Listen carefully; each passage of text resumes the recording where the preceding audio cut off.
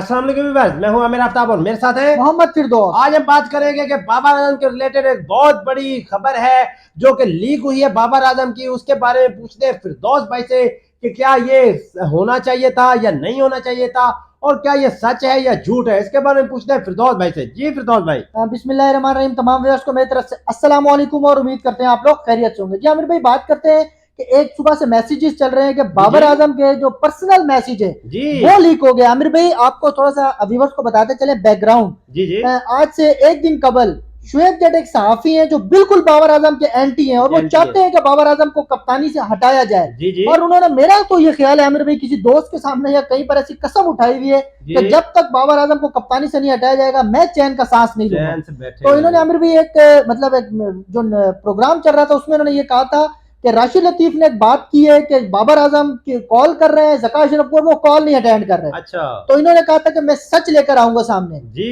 ठीक है, अपना शुएब जट साहब आप सच तो लेकर आए, लेकिन आपकी कितनी घटिया हरकत है कि आप एक मुल्क की टीम के कप्तान की इस तरह की खबर आपने लीक की है कि उनका मैसेज जो आमिर भाई उनका पर्सनल मैसेज था वो रीड कर दिया। किसी ने उनसे पूछा बाबर आजम से कि आपको ज़का अशरफ साहब ने, मतलब आप ज़का अशरफ साहब को कॉल कर रहे हैं वो अटेंड नहीं कर रहे, तो उन्होंने कहा ऐसा तो कुछ भी नहीं, मैंने तो कभी सर को कॉल ही नहीं की, ये एक मैसेज चल रहा है। जी। तो आमिर भाई देखिए, शुएब जट साहब ने ये बहुत घटिया हरकत की और इसके बैकग्राउंड पे आमिर भाई जो माफिया काम कर रहा है, जी अल्लाह के फजल से आमिर भाई कुछ दिनों के बाद उनको उनकी भी शाम होने वाली है।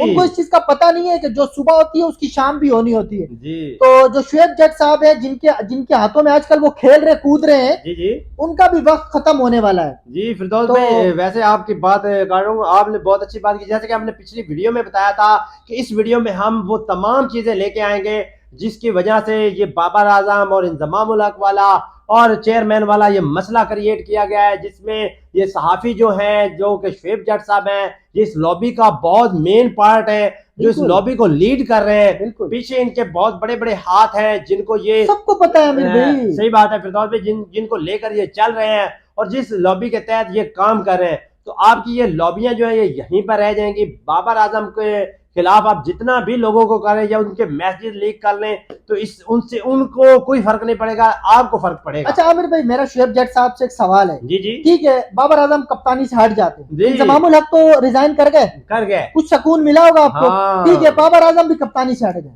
अबे भाई, अच्छा क्या मिलेगा आपको? अच्छा, आप शान मसूद को कप्तान बनवा दे। एक मैं मिसाल दे रहा हूं, मैं वैसे ये नहीं कह रहा कि आपके पीछे शान मसूद है, ऐसा कुछ नहीं। शान मसूद एक बहुत अच्छी पर्सनैलिटी के मालिक है। जी जी। अच्छा, एक मिसाल मैंने वैसे दे दी, अगर कोई भी बन जाता है यार, शाहीन बनवा दे, कोई भी कप्तान बन जाता है। तो ये शाहीन को बनवाना है, मुझे पता है, मुझे भी पता है, मैं नाम नहीं लेना चाह रहा था आमिर भाई, मैंने ये शो कर दिया, कोई बात। अच्छा, शाहीन कप्तान बन जाता है जी, तो शुएब जट साहब आपको क्या मिलेगा? मुझे बात है फिरदौस भाई, ये जो है ये चाहते हैं। इन्होंने एक और भी खबर लीक की थी कि हमारे जो वो मीडिया पर्सन थे जो टीम के साथ चल रहे थे आजकल, उनके बारे में भी बड़ी ये खबरें चल रही हैं। उन्होंने इंटरव्यू दिया वहां पर, उनके बारे में भी बहुत सी ये बातें चल रही थी। लेकिन जो शुएब जट साहब हैं, इनको सिर्फ इनका ये माइंड है कि मैं इनको बनवा दूंगा तो ये बन जाएगा, तो आपकी थोड़ी सी आपको कुछ मिल जाएगा, लेकिन आपको कुछ भी नहीं मिलेगा। ज़का अशरफ साहब जो है वो भी जाने वाले हैं, 5 तारीख को वो भी जाने वाले हैं। तो आप जो है, आपकी ये जो लॉबी है ये सारी फ्लॉप तरीन लॉबी हो जाएगी।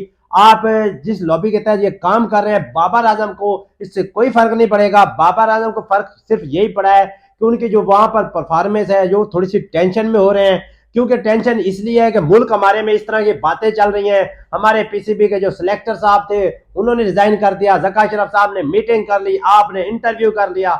यार किस तरह का आप हमारी क्रिकेट को किस साइड पे लेके जा रहे हैं? अच्छा आमिर भाई, उस इंटरव्यू का भी एक मकसद था जी कि मैं, ज़का अशरफ साहब ने कहा कि मेरा यही एक मोहर है। जी जी, बात खोल के करते हैं सही जिसके बात। पीछे ज़का अशरफ साहब, हमने पिछली वीडियो में इसीलिए कहा था ज़का अशरफ साहब ने इनको बोला, आए शुएब जट साहब आप अपना मुकम्मल काम क्लियर करें और मैं अपनी सीट बचाता हूं। मैं अपनी सीट उनका वीडियो, उनकी आपने पूरी मतलब उनका इंटरव्यू सुना ना आमिर भाई, उसके अंदर बैकग्राउंड यही है कि जितने सारे काम किए गए ना वो नजम सेठी ने गलत किए। चलो कर लिए, हमने मान लिया, हम इस बहस में जा ही नहीं रहे कि किसने सही काम किया किसने गलत काम किया।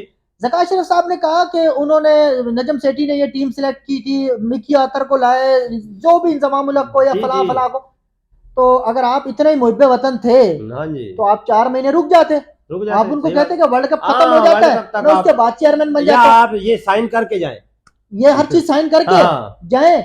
वर्ल्ड कप के बाद मैं इसको ले लूंगा एज अ चेयरमैनशिप, सही बात है। उस वक्त नहीं बोलेंगे। वो जो वहां पर एक मतलब मैं क्या बोलूं, अब शुएब खाने जट के साहब भी लिए बैठे हुए मैं और बाबर आजम की कप्तानी पे क्या बोलते हैं आप, कप्तानी हाँ, कैसी हो रही है। तो शुएब जट साहब आप किस किस किस कैटेगरी के साथी हैं, आप ये सवाल नहीं कर सकते थे कि ज़का अशरफ साहब आप 4 मिनट ठहर जाते, आप नजम सेठी पे जो बातें कर रहे हैं, आप नजम वन साइडेड हो जाते ना आमिर भाई, जिससे लिया माल जेब में डाला। हमेशा जो लिफाफा साफी होते हैं वो इस तरह के होते हैं। आप अक्सर इनके देखे करें वीडियो, जिनकी वायरल होंगी, इनकी जेब में पैसे होंगे, वायरल हो रहे होंगे, आप पैसे लिए मुल्क बेच दिया। मैं तो कहता हूं इस तरह के लोग, घटिया लोग जो होते हैं ये मुल्क बेचते हैं। में देखा जाए तो बाबर आजम अगर कोई परफॉर्म नहीं कर रहा या कोई टीम परफॉर्म नहीं कर रही तो सारा मलबा बाबर आजम में डाल दोगे। बाबर आजम ने सबके बैट नहीं पकड़ लिए, अभी तक इमामुल हक के बारे में शुएब जट के मुंह से तो मैंने कभी कुछ नहीं सुना। इमामुल हक के बारे में वो आपका क्या भांजा है, बेटा है, क्या है, अभी उसके बारे में जो तो बात इमामुल हक करें। चले गए हैं ना, तो अभी इमामुल हक का भी भांडा फूट गया है। अब बस अब उनकी भी क्रिकेट आमिर भाई शुएब जट जस्ट बाबर आजम, जस्ट बाबर आजम, एक जैसे कोई हवा नहीं बना होता। सही बात है। दूसरे प्लेयर वहां पर क्या सत्तू पी के खेल रहे हैं आमिर भाई। उनके शाहीन के बारे में क्यों नहीं कहते कि शाहीन परफॉर्म नहीं कर रहा, चले वो आउट कर रहा है लेकिन करने थे वहां पर नहीं करता। शुएब अख्तर ने, सबने कहा, उसके अलावा वसीम अकरम ने कहा कि भाई यहाँ पर उसको बॉल लाइन में करनी चाहिए थी, नहीं की उसने, नहीं की वहां पे। आमिर ने भी ये बात की, उसके खिलाफ हो रहा था। इसी शुएब जट ने भी ये बात की थी, मैंने इसके मुंह से सुनी थी। इसने भी कहा था ये विकेट्स हैं, यहाँ विकेट्स हैं, बॉलर्स आ गए, आप विकेट्स में क्यों नहीं कर रहे। उनके बारे में आपने बात नहीं की, आपने सिर्फ कह दिया बॉलर्स ने नहीं किया। आप कहते हो ना शहीन ने यहाँ पर बॉलिंग नहीं अच्छी की, हारिस रऊफ ने तो की थी, टांगों में की, टांगों में करके उसने एक आउट किया, दूसरे पे अंपायर ने नहीं आउट दिया था। आप एक साइड से बात कर रहे हैं, दूसरी साइड बात नहीं कर रहे। आपका सिर्फ माइंड यही है कि बाबर आजम को हटाना है। बाबर आजम आप जितना भी टिल लगा ले, जितना भी जोर लगा ले, जितने भी आप पॉलिसियां बना ले, जितने भी आपने प्लान बनाने हैं ना, बाबर आजम हमारे कप्तान हैं और कप्तान रहेंगे। उनके अगर आपने देखनी है ना, उनकी परसेंटेज देखो, विनिंग परसेंटेज देखो। उसके अलावा जट साहब जी आमिर भाई बात कर रहे हैं, उनकी बात टोक रहे हो, बोले आप भी पेशेंट गोइयां करते हैं, आप भी एडवांस में बातें करते हैं अपने जराये से जी, हम भी अपने जराये से बता रहे हैं 5 तारीख के बाद सिस्टम तब्दील होगा और जो बंदा आने वाला है आमिर भाई जी, वो बाबर आजम को कप्तान कंटिन्यू करेगा इंशाल्लाह। अब ये हम भी आपको एक एडवांस खबर दे रहे हैं, हम बता देंगे बाबर आजम कप्तान है, ये घंटा रह जाएगा और कुछ भी नहीं, घंटा बजाना बस। इसी के साथ ही आज हम अपनी वीडियो का इख्तिताम करते हैं। हमारी वीडियो को लाइक करें, सब्सक्राइब करें और बेल आइकन दबाना मत भूलिएगा। मिलते हैं अगली वीडियो।